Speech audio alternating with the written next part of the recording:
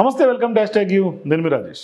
తెలంగాణ రాజకీయాల్లో ప్రస్తుతం తీన్మార్ మల్లన్న ఎపిసోడ్ ఆయన కాంగ్రెస్ పార్టీ సస్పెండ్కి గురవటం, మరోవైపు ఆయన తాజాగా స్పందించినటువంటి తీరుపైన విస్తృత చర్చ జరుగుతుంది. అంటే ఆయన బీసీ కులగణను తప్పుపడుతున్నారు. గతంలో అనేక సంవత్సరాలుగా ఆయన కేసీఆర్ని విభేదించినటువంటి ఆయన ఇవాళ కేసీఆర్ని అమాంతం పొగుడుతున్నాడు. ఆయన చేసినటువంటి సమగ్ర కుటుంబ సర్వే కూడా బేచ్ అంటూ కూడా చెప్తున్నాడు. అసలు తీన్మార్ మల్లన్న ఇప్పటికే ఆయన మీద ఒక డిమాండ్ వస్తుంది. ఆయన ఎమ్మెల్సీ పదవికి కూడా కాంగ్రెస్ బీఫామ్ మీద పోటీ చేసినటువంటి నేపథ్యంలో ఆయన రాజీనామా చేయాలని డిమాండ్ కూడా వస్తుంది. కానీ ఆయన మాత్రం బీసీ కులగణన మీద ఎక్కడంటే అక్కడ సై అంటున్నారు, బీసీ మూమెంట్ అంటున్నారు, కానీ రాజీనామాను మాత్రం ససేమేరా అంటున్నారు. అసలు తీన్మార్ మల్లన్న ఎపిసోడ్లో ఎట్లా చూడాలి, రాజకీయంగా కాంగ్రెస్ పార్టీ పైన ఏ విధమైనటువంటి ఇంపాక్ట్ ఉంటుంది, సస్పెన్షన్ కరెక్టేనా, ఈ మొత్తం వ్యవహారం మాట్లాడదాం. మనతో పాటు విశ్లేషకులు దాసరి విజ్ఞాన్ జాయిన్ అవుతున్నారు, డిస్కస్ చేద్దాం. నమస్తే అన్న. తీన్మార్ మల్లన్న ఎపిసోడ్ ఒకసారి చూస్తే ఆయన మీద మీనాక్షి నటరాజన్ వచ్చి రాగానే ఒక రోజులోనే సస్పెన్షన్ వేయటం, మరోవైపు ఇవాళ బీసీలు ఎస్సీలు ఎస్టీలకు ఇట్లా పార్టీ మొత్తం నిలువున చీలిపోవటం, మరోవైపు ఈయన కూడా బీసీ కులగణకు సంబంధించి తీవ్ర స్థాయిలో వ్యాఖ్యలు చేయడం, ఎక్కడికి వచ్చినా డేటాతో వస్తే చర్చకు రెడీ అంటున్నారు. ఆ కులగణనే తప్పుపడుతూ ఉన్నారు. ఏంటి అసలు కులగణంలో తప్పు జరిగిందా, ప్రభుత్వం వైపు నుంచి తప్ప, కాంగ్రెస్ పార్టీ వైపు నుంచి తప్ప, లేకుంటే తీన్మార్ మల్లన్న చేసినటువంటి వివాదాస్పద వ్యాఖ్యల నేపథ్యంలో సస్పెన్షన్ తప్ప, ఎట్లా చూడాలి ఓవరాల్ ఎపిసోడ్ని? ఫస్ట్ ఆఫ్ ఆల్ మన వ్యక్తి గురించి మాట్లాడుకుంటే తను చేసేది కరెక్టో రైటో మనకు అర్థమైపోతుంది. ఫస్ట్ ఇతని మెంటాలిటీ ఏంటో చెప్తాను నేను. ఫస్ట్ ఏంటి, అదేదో ఛానల్లో ఈ జోక్ వార్తలు చదువుకుంటూ కొద్ది గొప్ప పాపులారిటీ సంపాదించుకున్నాడు. అదే పేరుని తలకి తగిలించుకొని కొంచెం ఫేమస్ అయ్యాడు. ఆ తర్వాత పొద్దున్నే న్యూస్ పేపర్ని పైకి కిందకి జరుపుకుంటా వార్తలు చెబుతా ఒక ఛానల్ తరఫున నేను వాళ్ళకి వీళ్ళకి సహాయం చేస్తున్నాను అని చెప్పుకుంటూ కొంచెం ఎదిగాడు. అంతవరకు బాగానే ఉంది, డన్. కానీ ప్రశ్నించే గొంతుకుగా మారినటువంటి సందర్భం కదా, ప్రశ్నించే గొంతే అక్కడే తేడా కొట్టింది. ఆ టైంలో ఏమైందంటే కంట్రీ డిలైట్ వాళ్ళు అందరికీ యాడ్స్ ఇస్తున్నారు, సోషల్ మీడియా ఇన్ఫ్లుయెన్సర్స్ అందరినీ పిలిచి, ఇప్పుడు నన్ను మిమ్మల్ని అందరినీ పిలిచి మా పాల గురించి చెప్పండి, ఇంతెత్తు మీగడ వస్తుందని చెప్పండి. అండ్ వాళ్ళ యాప్ ఇది బయట దొరకవు ఈ ప్రోడక్ట్స్, మనం ఇలా ఆర్డర్ చేయాలి. మన ఛానల్కి ఎందుకు వీళ్ళు యాడ్ అడిగి చూడు అన్నాడు. అడిగారు వాళ్ళు కూడా, ఓకే ఇస్తాం, ఇంత ఇవ్వండి. అట్లా లేదండి, మేము యాక్చువల్లీ ఇంత బడ్జెట్ పెట్టుకొని అందరికి ఇంత వాడికి అంతే నాకు ఇంత మేము ఏదో అని ఫీల్ అయిపోయాడు. ఆ తర్వాత వాళ్ళు నో అని చెప్పేసి వీళ్ళతో మాకు వద్దనుకున్నా. అలా వద్దనుకున్నప్పుడు నువ్వేం చేయాలి? నన్ను వద్దంటావా, మా ఛానల్ని నువ్వు వద్దంటావా, నీ పాల వ్యాపారం ఎట్టుంటుందో చూస్తాను. కానీ ఆధారాలతో సహా ప్రూవ్ చేశాడు కదా. ఆధారాలతో ఎప్పుడు ప్రూవ్ చేయాల country delight. I tell you he didn't do that. Fake allegations pass చేశాడు. ఆ పాలని అది విషము, అది ఇన్ని పాలు ఎక్కడి నుంచి వస్తాయి, వాట్ ఈస్ దిస్, అది అని చెప్పేసి వాళ్ళ ఫ్యాక్టరీ టూరు ఇవన్నీ తను తిరగల, నేను తిరిగా వాళ్ళ ఫ్యాక్టరీ టూరు అండ్ ఎక్కడి నుంచి వస్తున్నాయి ఏంటి మేము సర్వే చేసాం. ఊరికే ఎందుకు అంటాం, మనం ఉన్నది అందుకు కదా. ఒకరు ఎలిగేషన్ పాస్ చేసినప్పుడు అది మంచి, అప్పుడు నేను క్రైమ్ స్టోరీలు బాగానే చెప్తున్నానుగా, వీళ్ళు నిజంగా ఇలా చేస్తుంటే ఏంటని చూస్తే బెంగళూరు వెళ్ళాము, ఇక్కడ చూసాము.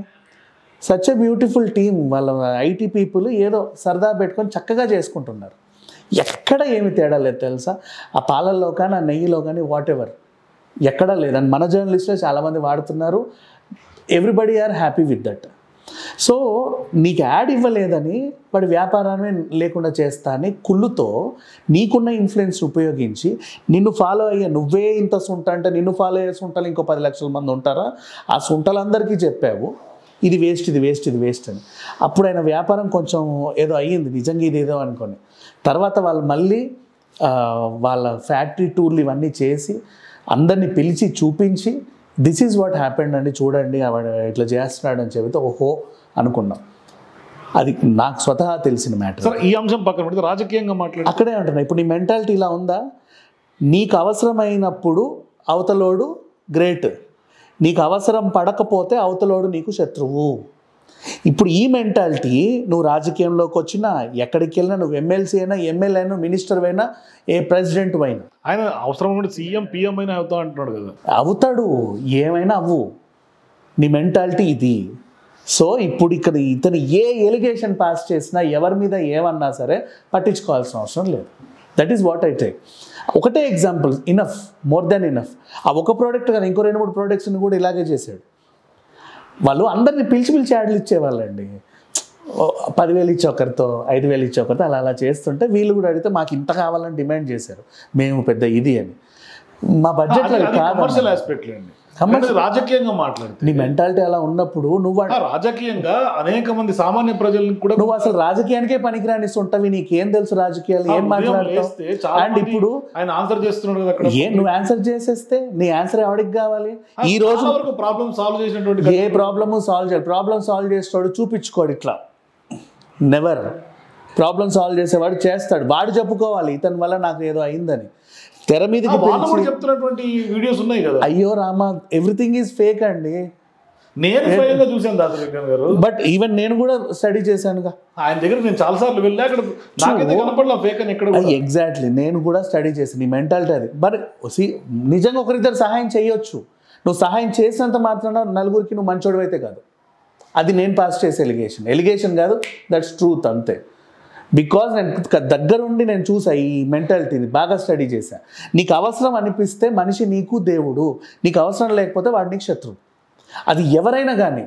అండ్ రాజకీయాల గురించి ఇతను మాట్లాడాల్సినంత ఏమీ లేదు, ఎందుకంటే జీరో నాలెడ్జ్. ఎందుకంటే మనిషిలో స్వార్థం. బీసీ ఒక ఇప్పుడు వాళ్ళని అటాచ్ చేసుకుంటున్నాడు, తీసుకొచ్చి రాజ్యాధికారం మనకి ఇక్కడ అవేర్నెస్ క్రియేట్ చేస్తున్నాడు. బీసీలకు యాక్చువల్గా పాపము ఆర్ కృష్ణయ్య పెద్ద దిక్కులా ఉండే, తను పెద్దగా యాక్టివ్గా లేడు. ఒకప్పుడు యాక్టివ్గా ఉన్నట్టుండి మరి ఎక్కువ యాక్టివ్గా లేడు.